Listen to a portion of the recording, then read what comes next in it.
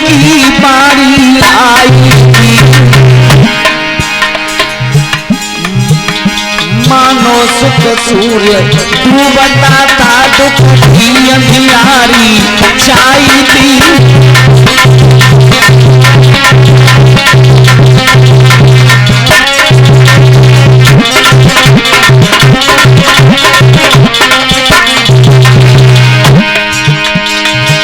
या द्वापर था मृतशैया पर, कलिपाल रूप पल में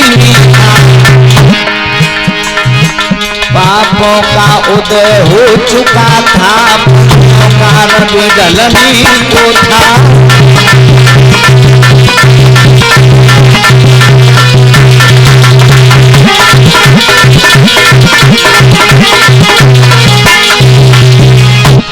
जिस समय द्वापर युग का अंतिम चरण चल रहा था, कलयुग आने वाला था, परीक्षित महाराज ने देखा गाय माँ का हमारे राज्य में इस तरीके से तिरस्कार अपमान, एकदम से श्रोताओं परीक्षित को क्रोध आया, तलवार लेकर के उस काले कलूटे पुरुष के ऊपर रूठ पड़े। आप ये नहीं जानते हो, अरे पांडव यदि यहाँ पर नहीं रहे तो पांडवों के वंशज अभी हम जिंदा हैं, और हमारे रहते रहते गाय और बैल को इस प्रकार से कोई भी प्रताड़ित नहीं करता, मैं आपको छोड़ूंगा नहीं, तुरंत मार डालूंगा। काले कलूटे पुरुष ने हाथ जोड़े, अपरीक्षित महाराज के सामने हाथ जोड़ करके खड़ा हो गया, कहने लगा प्रभु आप राजा हो, राजा के लिए पूर्ण अधिकार होता है, जो चाहे वो कर सकता है, आप हमें मार देना, मैं मना नहीं करता, लेकिन मारने से पहले आप हमारी दो बातें सुन लीजिए। बोले कहो। मैं इतना बुरा भी नहीं हूं जो कि मुझे बिल्कुल त्याग दिया जाए। जिस समय विधाता ब्रह्मा ने सृष्टि का निर्माण किया तो उन्होंने 4 युग बनाए, सतयुग, त्रेता, द्वापर और कलियुग।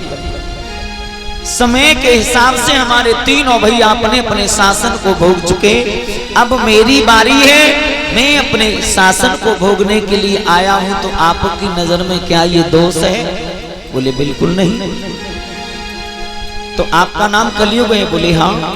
कलियुग ये दोष नहीं है कि आप अपना शासन भोगने को आए हो तो भोगिए, लेकिन दोष ये है कि आप हमारे रहते गाय माँ को, हमारे सनातन धर्म में माँ कहा जाता है, आप गाय को नहीं सता सकते, गाय को हम प्रताड़ित होते हुए नहीं देख सकते।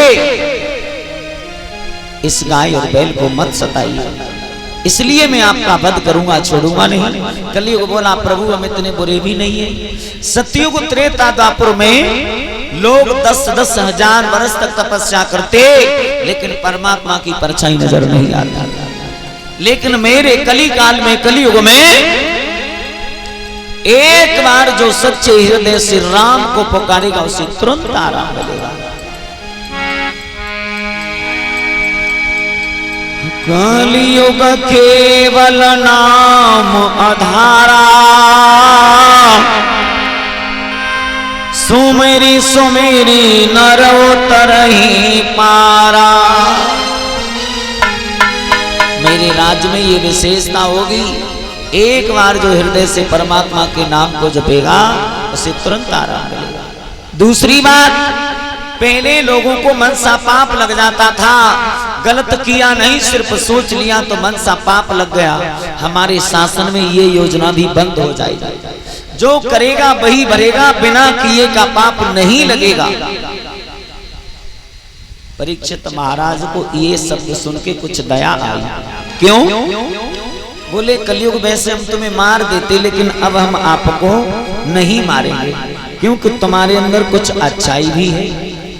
लेकिन एक बात ध्यान रखना, हम आपको मारेंगे भले ही नहीं, लेकिन हर जगह आप नहीं रहोगे। बोले कहाँ रहे? तो परीक्षित महाराज ने कहा जहां हम आपको स्थान दे रहे हैं आप वहां रहिए, जहां पर मदिरा पान होता हो वहां आप रहो, जहां जुआ का खेल होता हो वहां आप रहो, जहां लड़ाई झगड़ा हिंसा का कार्य होता हो वहां आप रहिए, जहां पर वेश्यावृत्ति पर स्त्री गमन होता हो वहां आप रहिए। कलियुग हाथ जोड़ के बोलो प्रभु हर जगह आपने गलत स्थान हमें दिया, कोई एक ऐसा स्थान तो बता दो जहां पर मैं कुछ क्षण शांति से रह सकूं। परीक्षित ने अगली बार में कह दिया, जाओ तुम्हारा स्वर्ण में वास हो, सोने में वास हो। जो इतना शब्द कहा, परीक्षित महाराज के सर पर जो मुकुट था वो सोने का था। देखते देखते वो कलयुग परीक्षित महाराज के मुकुट में सवार हो गया। इसमें भी एक कारण है, जहां भगवान रहते हैं वहां कलयुग नहीं रह सकता, जहां कलयुग का वास है वहां भगवान नहीं रह सकते। क्योंकि गीता में भगवान श्री कृष्ण अर्जुन से कहते हैं, धातुयाम कांचनम, धातुओं में मेरा जो वास है वो सोने में है। तो जब सोने का मुकुट था उसमें भगवान का वास होगा तो कलयुग कैसे घुस गया? बोले भगवान का जो वास है वो ईमानदारी और मेहनत से कमाए हुए धन के द्वारा जो सोना प्राप्त होता है उसमें है। छल कपट चोरी या बल के द्वारा किसी से हम किसी चीज को हत्या लें उसमें भगवान का वास नहीं है। ये जो मुकुट था वो मगध सम्राट महाराज जरासिंध का मुकुट था। भीम ने युद्ध में परास्त करके जरासिंध से इस मुकुट को प्राप्त किया था। मना किया था परीक्षित से कि इसको आप इस्तेमाल मत करना, लेकिन परीक्षित ने वह धारण कर लिया। बल के द्वारा प्राप्त किया गया वो सोना था, इसलिए कलयुग उसमें प्रवेश कर गया। वहां से चले परीक्षित महाराज, नगर के लिए जा रहे थे। दोपहर का वक्त था, प्यास लगी। क्या देखा? रास्ते में समीक ऋषि का आश्रम पड़ता है। आवाज लगाई है, बाबा ओ बाबा, अरे मुझे प्यास लग रही है, पानी की व्यवस्था हो तो थोड़ा सा पिला दीजिए। लेकिन वो समीक ऋषि भगवान के भजन में बैठे थे, आंखें नहीं खोली। राजा को क्रोध आया, घोड़ा से नीचे उतरे तो क्या देखा, एक मरा हुआ सर्प पड़ा था। मरे हुए सर्प को उठा करके ऋषि के गर्दन में डाल दिया।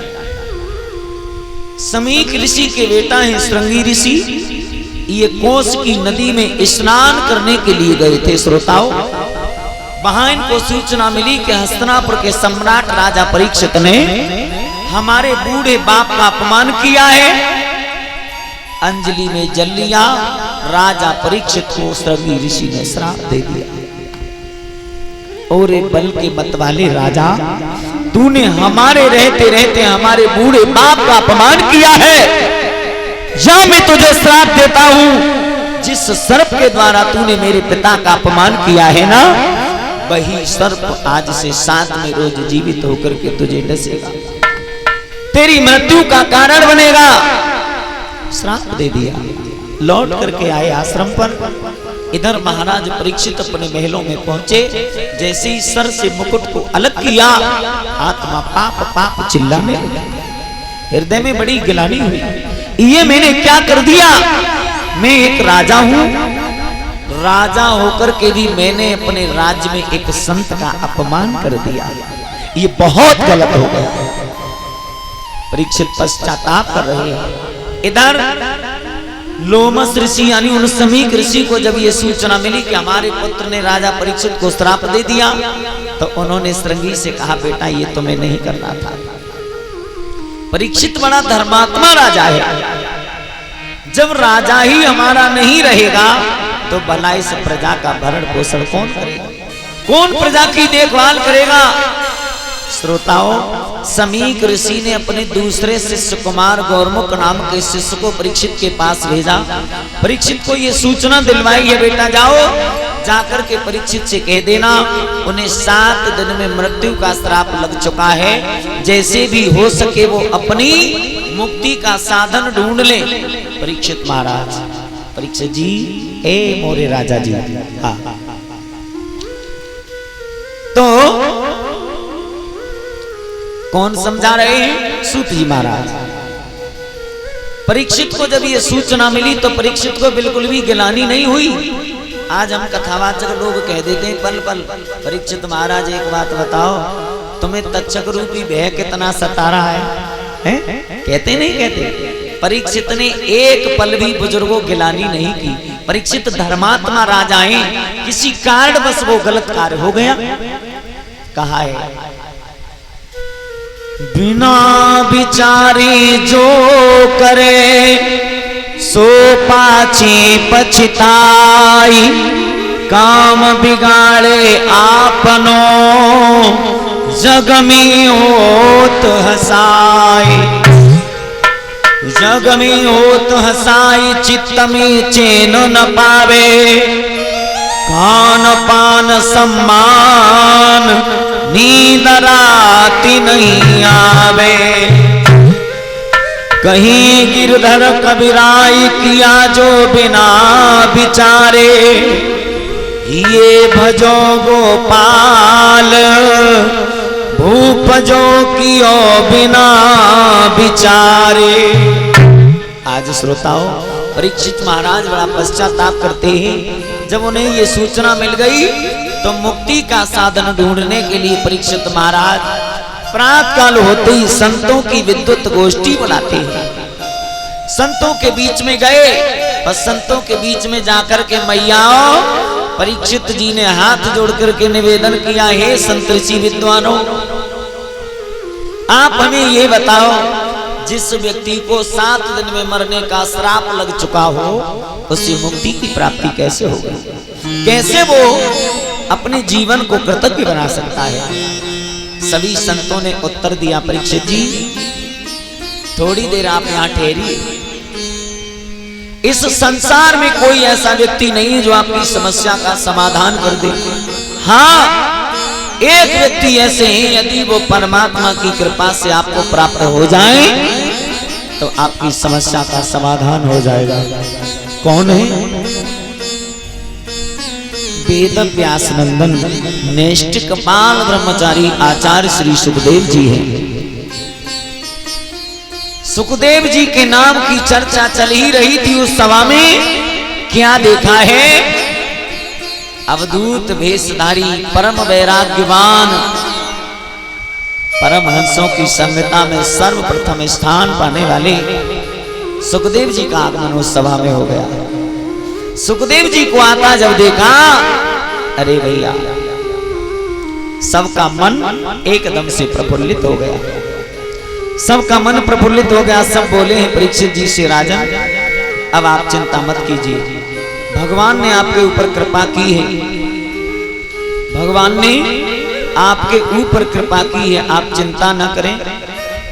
जरूर आपको जो है मुक्ति का साधन प्राप्त होगा, क्योंकि सबको ज्ञान का पाठ पढ़ाने वाले, जिनकी हम बहुत समय से प्रतीक्षा कर रहे थे, वो वेद व्यास नंदन श्री सुखदेव जी महाराज हमारी इस पावन सभा में आ चुके हैं। आप चिंता न करें। सूत जी महाराज वर्णन करते हैं, सौनकादिक ऋषि हो, इधर क्या देखा है कि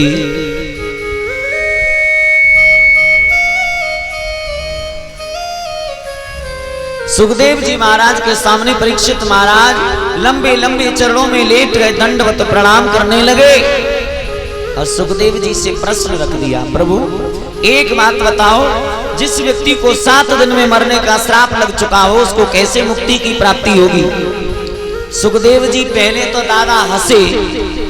हंसे क्यों? इसलिए हंसे, राजा तू बड़ा भोला है रे। क्यों? सुन, सूर वंश के एक राजा हुए थे जिनका नाम था शिषपाल भैया खटवांग। इन खटवांग महाराज ने केवल 2.5 घड़ी में भगवान के नाम का सहारा लेकर के मुक्ति को प्राप्त कर लिया। तू तो बड़ा सौभाग्यशाली है जो तुझे ये तो पता है कि आज से 7 में रोज तेरी मृत्यु होगी। सब लोग बताना, यहाँ पर इतने लोग बैठे हैं, किसी को पता है कि हमारे जीवन का कब अंत होगा, हमारी मृत्यु कब होगी? किसी को पता है? मुझे तो नहीं पता। सुखदेव जी कहते हैं, राजन आप बड़े सौभाग्यशाली हो जो कि आपको पता है कि आज से 7 में रोज आप मरोगे, उससे पहले कोई भी तुम्हारा बाल बांका नहीं कर सकता।